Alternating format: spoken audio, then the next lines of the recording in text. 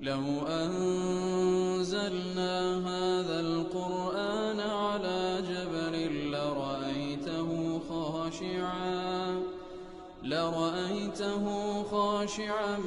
متصدعا من خشية الله.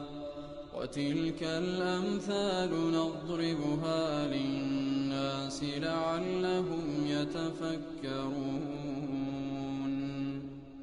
الحمد لله والصلاة والسلام على رسول الله وعلى آله وصحبه ومن والاه. السلام عليكم ورحمة الله. بەڕێزان خۆشحاڵم لەوانەی 147 لەوانەکانی تەفسیری قورئانی پیرۆز بێمە خزمەتتان بەمەبەستی ڕەزامەندی خوای گەورە و هیوادارم ئێوەی ئازیز سوودی لێ وەربگرن. أعوذ بالله من الشيطان الرجيم. بسم الله الرحمن الرحيم. ليس عليكم جناح أن تبتغوا فضلا من ربكم فإذا أفضتم من عرفات فاذكروا الله عند المشعر الحرام واذكروه كما هداكم وإن كنتم من قبله لمن الضالين. بەڵێ خۆشەویستان، هەر لە درێژە و ئاەتانی کە خۆی گەورە سوبحانە وتەعالە کەمێک لە ئەحکامەکانی حەج باز دەکات. دیارە لە ئاەتی ڕابردوو کە کۆتایی بەوە هات وتەزەودوا فإن خير الزاد التقوى کە وەکو باسمان کرد، ئیتر باس لە زادی دنیا و ئاخیرەت دەکات. بەڵام دەشفەرمی فإن خير الزاد التقوى، چاکترین زاد تەقوایە لە بۆ سەفەری قیامەتت ئینسان خەمی بی هەر وەکو خەمی سەفەری دنیایەتی. تر لێرەدا لەوانەیە کەسانێک وا تێبگەن بە هیچ شێوەیەک لە سەفەری حەجدا بە هیچ شێوەیەک ناکرێ باسی دنیا و یاخود باسی تیجارەت بکرێ. لێرەدا خوای گەورە سوبحانە وتەعالە دەفەرمی لەیس عەلەیکم جوناح ئەن تەبتەغوا فەضلا من ڕەبکم، کاتە هیچ گوناهتان لەسەر نییە ئەگەر داوای فەزلی پەروەردگارتان بکەن کە بریتیە لە تیجارەتکردن، واتە داواکردنی فەزلی پەروەردگارتان لەو تیجارەتەی کە دەیکەن گوناهتان لەسەر نییە لە حەج. ئەوجا فەئیذا ئەفەضتم من عەرەفات، کاتێکەوە لە عەرەفات هاتنە خوار، فاذكروا الله عند المشعر الحرام، لای مەشعر الحرام ذکری خوای گەورە بکەن کەوا دەکا لای مزدەلیفە. واذكروه كما هداكم، ذکری خوا بکەن وەکو ئەوەی کە هیدایەتی داینە. وإن كنتم من قبله لمن الضالين، ئەگەر چی پێشی ئەو هیدایەتەی رب العالمین گۆر لە کەسانێک بوون، لە ڕیزی کەسانێک بوون کەوا ضال بوون، واتە بزر ببوون، گومڕا ببوون. بەڵێ لە سەبەب نزولی ئەو ئاەتەی وەکو زانایان باز دەکەن لەو حەدیثێکەوە ئیمام بوخاری و ئەبو داود ڕوایەتیان کردێ. ئیبن عەباس خوای گەورە لە خۆی بابی ڕازی بی دەفەرمی كانت عكاظ ومجنة وذو المجاز أسواقا في الجاهلية، كواتا أوسي بازارا عكاظ ومجنة وذو المجاز بازار بوين لجاهلية لمكة. فلما جاء الإسلام، كاتك وإسلام هاد تأثموا من التجارة في المواسم، واتا كاتك وإسلام طبعا كوتمان بيشي هاتني إسلاميش قريش وكو باعتبار لسر بقاي دين إبراهيم بون عليه الصلاة والسلام مواسم بابرين مراسم حج ينهبوا طبعا بر انحرافاته لخرافيات تونك غوريبيا، بلام وكو موسم مابو وكو مناسك مابو، بلام بر غوران كاريان كربو تحريفاتيان تيدا كربو. إتر يقلو شتانش كديان كرب تجارت بو لو موسمي لو سي بازار كديان كرب. كاتك وإسلام هاد مسلمانان كاتك حجيان لسر فرض كرا تأثموا من التجارة في المواسم،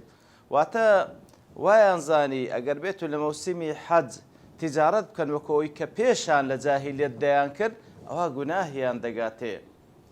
وفي رواية فخافوا البيع وهم حرم، لرواياتش كذا فرمي لوي ترسان ككرين فروشتن بكان لكاتك ذاك وإحراميان بستايا، فنزلت ليس عليكم جناح أن تبتغوا فضلا من ربكم، كواتب أتدابزي كوا جناحتان لسنية داوای فضل پروردگارتان كم بتجارة كردن. أو جاء ابن عباس خوالي رب دي فرمو ليس عليكم جناح أن تبتغوا فضلا من ربكم في مواسم الحج. إتر أو بابن السبب نزولي آتك كهيج جناحتان ناقتي أجر بيتو لموسم حج دا تجارتي خوتان بكن. بەڕاستی ئەو دینە وەکو خوای گەورە سوبحانەهو وتەعالا کە لە بۆ ئەو بەشەریەتەی نادێ هەتا ڕۆژی قیامەت دینێکی زۆر واقعیە میثالی و خەیالی نییە بەڵکو پێداویستیەکانی ڕوح و پێداویستیەکانی جەستە و هەروەها بابرێن زاد و زەخیرەی دنیا و زاد و زەخیرەی ئاخرەتیشی تێدا کەواتە ئەو میثالیەتەی کەوا کەسانێک وا تێدەگەن نابی بە هیچ شێوەیە کە چوویە حەج هیچ بەشت بە دنیا ببینێ وانە ليس عليكم جناح أن تبتغوا فضلا من ربكم هيج جناحتان لسر طبعا أجر كسك تفرغ بك لبو عبادات بتايبتي لموسم حج وعمره شش تدانيش تشي زور باشا بلام نابي بلا إلا أو هوا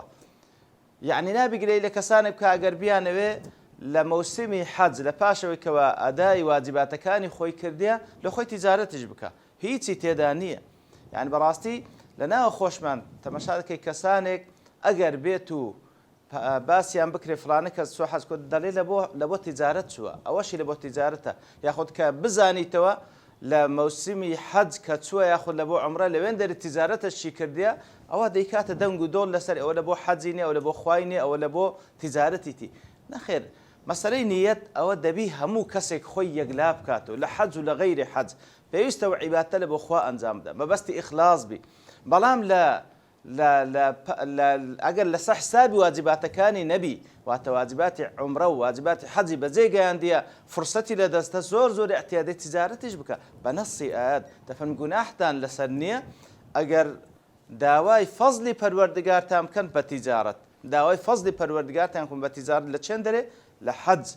زۆر احتیادی و نەسی ئاەتە گوناهی ناگاتێ بەڵام وەکو گوتمان ئەوەلەن نیەتی لە حەجەکە لەبۆ ئەوەی نەبی ئەسڵەن چووبی لە بۆی تیجارەت بکات نا ئەسڵەن لە بۆ حەج و عومرە چووبی مەبەستی ڕەزامەندی خوابی دوو ئەو تیجارەتەی کە دەیکا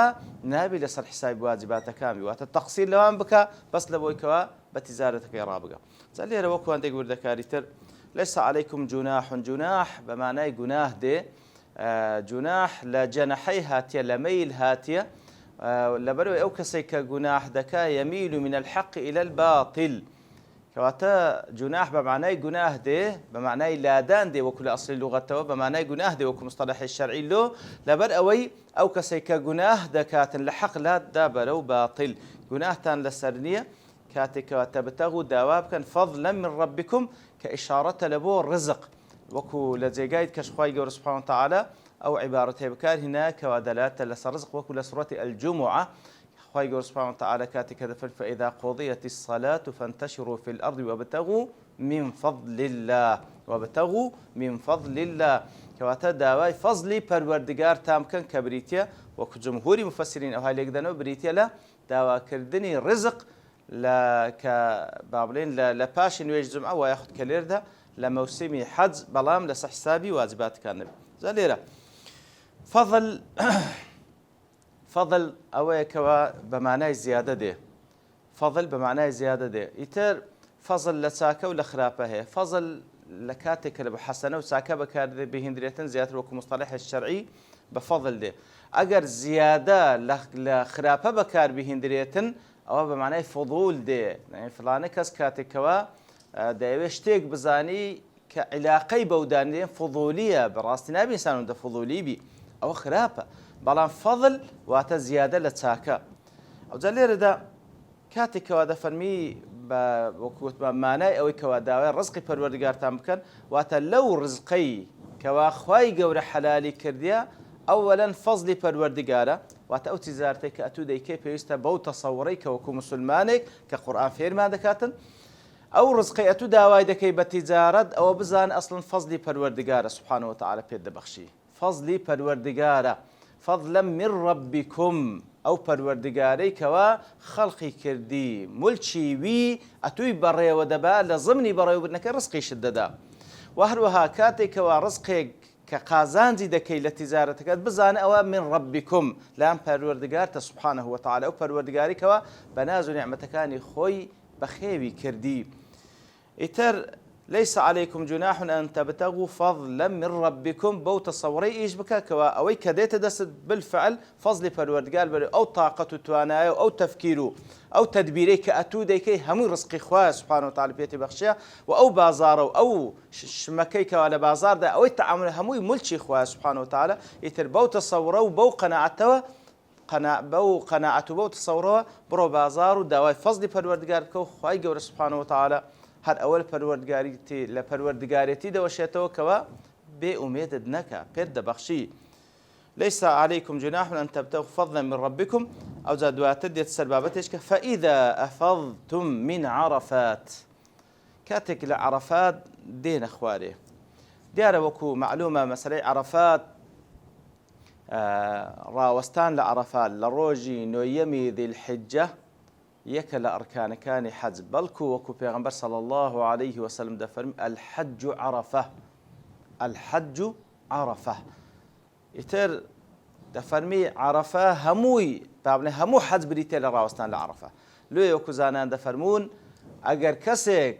بيوي حج بكاو برام لعرفة نوستي حجكي قبول نية لابد منه صالح كبقريتو تاوكو حج بكا كواتا كسيك لحج لعرفة رانوستي أو نية بري وكو مسألة إحرام كواشتيك مخالفتش كده لإحرامكي حيوانك سرببري ياخد سن روجك بروجي وكل وانا كان رابط لهندك لأحكام كان باس ماكن برام مسألة عرفة بهيش تيك تعويز ناكريتوا لابد منه دبيل عرفة أما دبي الحج عرفة حتى أو كساني كان خوشا أجر لسر عربانش بردرابي دبي هر أو كاتي ببردرية لبو عرفة حتى وكو معلومة واني كواتسوين لبو حج يا اخواني للتلفزيون تمشارك رجع عرفة ايواها بإسعاف ديبا ايواها بكوبتر ديبا إلا دبي بتستوين دره هيت مزايد تدان اگر بيه حج تواوكا لابد منه بالوقوف في عرفة دبي عرفة بوستي كوات الحج عرفة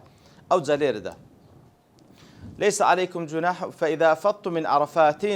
عرفات ديار وكوت ما وستان لعرفة بيويستا